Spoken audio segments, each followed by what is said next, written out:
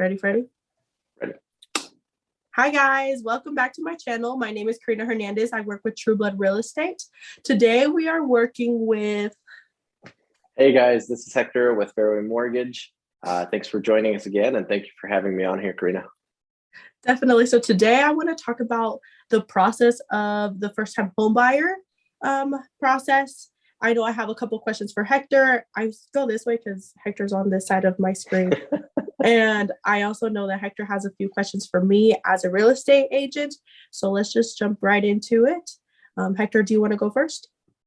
Yeah, so we're going to start with some questions that I commonly get whenever somebody comes to me trying to look for a home, for the home buying options. And then they usually ask me some real estate questions. So I'll just share with you what I hear all the time. People always want to know, how much do you charge to represent somebody when they're buying a home? So as a buyer's agent, it is completely free. It is already in the listing contract what is going to be given out to the real estate agent in regards from the selling side. So as a buyer's agent, it is free. I do not charge the buyer anything. Cool. So who pays you? The listing agent, the selling side already has that set aside, already has that money to go. Awesome. So following up with that question, another common question that I get asked is, if you are going down the road and they see a house that's for sale, is it a good idea to contact the real estate agent on that sign, which is the agent representing the seller? Is it a good idea? Is it not a good idea? What do you suggest? So personally, I think it's best if you just get your own. That way you know that you're getting the best deal and not being stuck in a limited situation. Because I know when it's a limited, it's called a limited agency.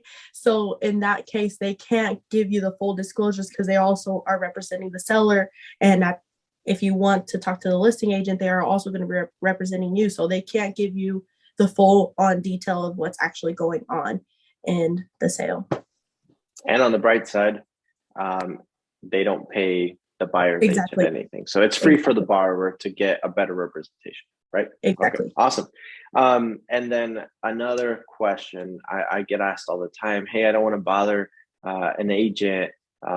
What are their hours? So what are your hours? Do you only work Monday through Friday, 9 to 5, 9 to 3? I mean, what can somebody expect when working with Karina?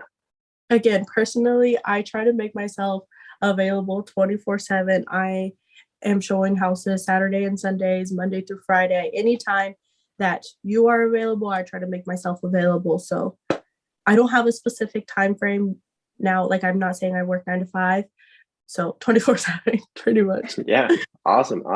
And here, one of the last questions is, do you recommend people holding off on buying a house now? Do you recommend people getting right into it and jumping into the market? What's your point of view? How do you see the market? I feel like if you have your long-term set goals, if you want to get a house, I feel like we should go for it because, correct me if I'm wrong, interest rates are going to go higher soon. So either you want to pay more on interest or you want to pay more in a house kind of thing. Like, it's just wherever you stand with your goals, however you want to be. Obviously, if there is a house that is your dream house, I would say go for it. If you are pre-approved for it and you're able to get it, don't wait kind of thing.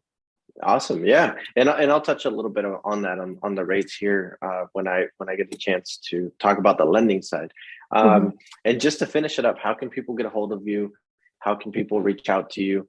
Can you also, let's say somebody is in a different state and they want to move here, can you still help them? Yes, I can help you if you're moving here from a different state. I will put my contact information down below and here. My name is Karina Hernández again. My number is 765-543-1973. You can text, call, email me. I'm checking them all the time. I'm available all the time. So feel free to reach out, whatever is more convenient or easier for you to reach out. Awesome. So I think that's a little bit of the questions that I most commonly get. We'll flip it over to the lending side. Happy to answer any questions there. And make sure you keep sending your questions so we can do this maybe every couple weeks.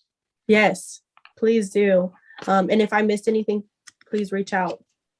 Okay, so moving on to the lending side, I kind of just want to know just like a general process of how the first time home process is on the lending financial side. Yeah, so it is actually, I hear a lot of people that have heard horror stories, and it is actually not as difficult as someone would think, and especially having a good team on your side. So having a good agent, having a good lender on your side.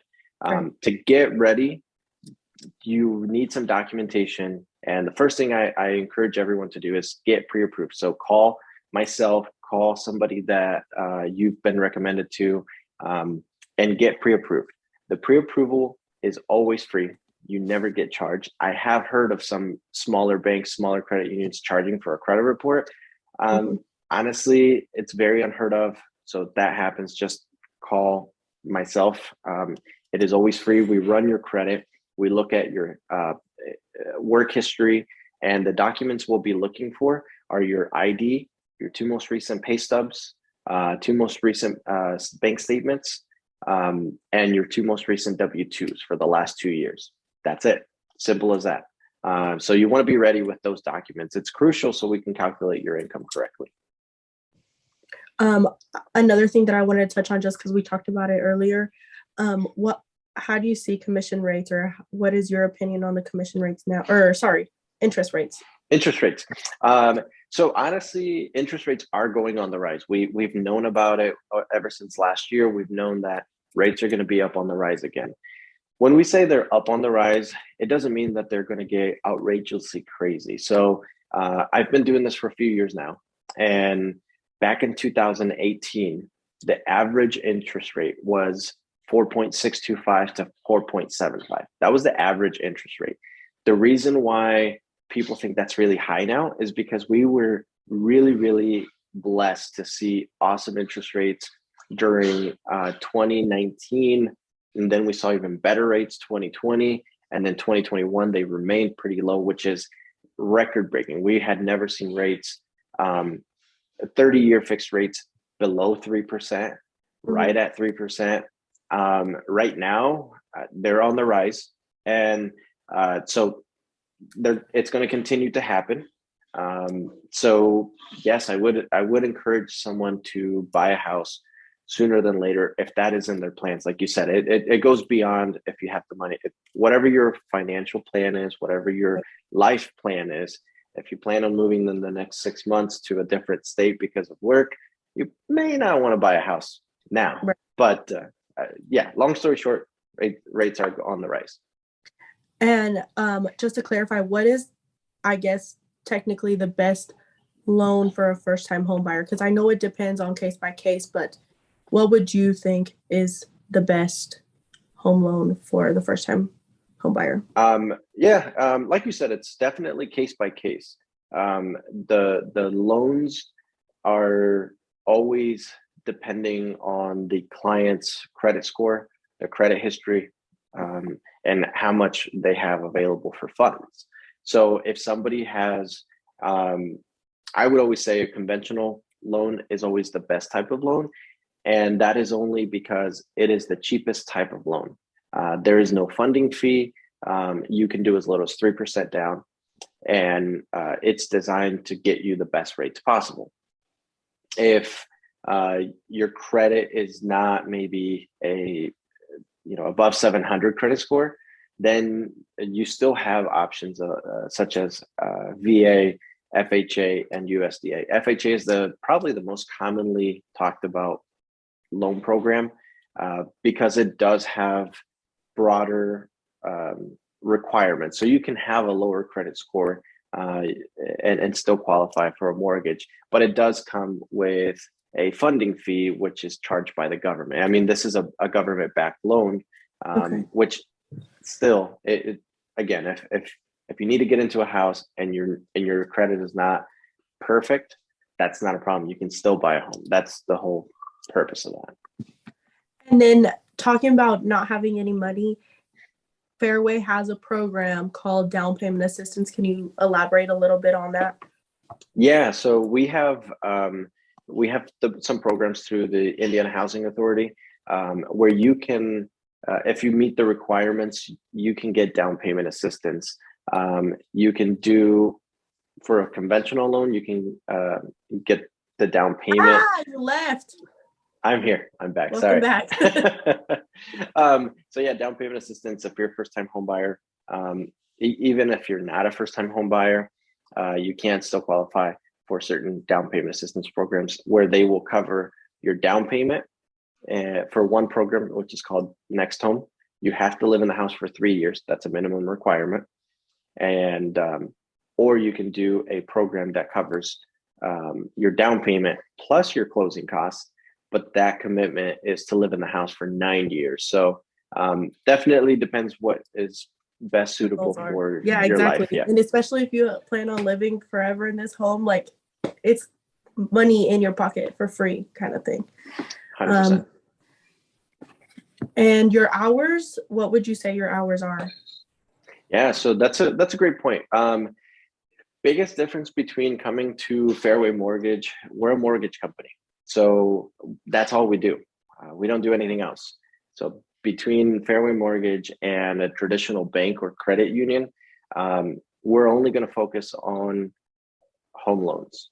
Mm-hmm. We don't have checking. We don't have savings accounts. We don't have any of the extras. So we do that 24/7. And for that same reason, we have the flexibility to work beyond a 9 to 5 shift. So we can actually, if Karina has a client and they're very interested in a house, they went to see it at 5 o'clock in the afternoon. And by 6 o'clock, they said, hey, we really want to put in an offer, but they're not pre-approved. Karina can contact me, or the clients can contact me, and we can get them pre-approved within an hour, within 20 minutes, really, but really depending if they have their documents available. And that offer can be made that same night. Right. Especially with nowadays in the market, you just never know. You just always want to be prepared kind of thing. So just to go off of that and give an overview of the process, you want to get your documents ready. You want to get pre-approved.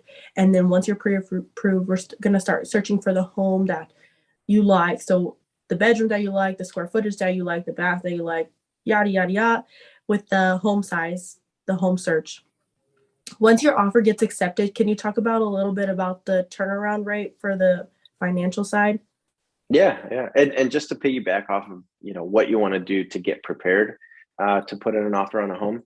The reason you also want to get pre-approved prior to is just because we're going to give you an estimate of what your payment is going to be. And we're also going to give you the budget of what you can get pre-approved for. That way you don't look for homes that are over your budget, get your hopes up, right. and you're not, spending time doing that. And also, you know exactly what you're going to pay per month. So that's another pointer. So the question was the turnaround rate. Turnaround. So typically 30 days. 30 days is what we recommend. We can do it quicker with the right circumstances, but 30 days is the common turnaround time. So what's going to happen in those 30 days? You're going to get pre-approved. Your offer is going to get accepted. After your offer gets accepted, you will do an inspection, which Karina will help you find the inspector and will review the inspection with you. If there's anything to negotiate, she will handle that with you. And then after the inspection, we will order the appraisal. The appraisal is a little bit different than the inspection. We're not going in and looking for items that need to get fixed. We're actually going in there, and the appraiser, which is a third-party appraiser, will compare that home to related sales around that area to make sure that the value of the home you're buying is in accordance to the rest of the other homes and that it is worth what you're paying for it. So it covers your client to make sure you're not overpaying for that house. You will also have a title search, which this is kind of like a double checking to make sure that the house has no liens or no debts that will affect the new buyer in the future. So all of that happens within 30 days. Our underwriters will condition the file if there's anything that needs an additional explanation, and then we will give the clear to close, and we close on the house. But really, all of that is between myself, the real estate agent. Really, the only thing that the client has to do is just provide documents when we need them and apply. Exactly. So that pretty much wraps it up, because when on the closing day, you sign whatever you have to sign, you transfer over the title, and then you're official homeowner. Yeah. Is there anything that I missed, Hector, that you want to tell them? We've been talking about in our company, we've been getting a lot of insight information, and all the reports and all the people that are within the government that are way above us and know exactly kind of what's happening with the economy. Everybody's indicating that the homes will continue to appreciate in the next few years. So what that means is that the pricing on the home is continuing to go up. The rates are also going to be going up.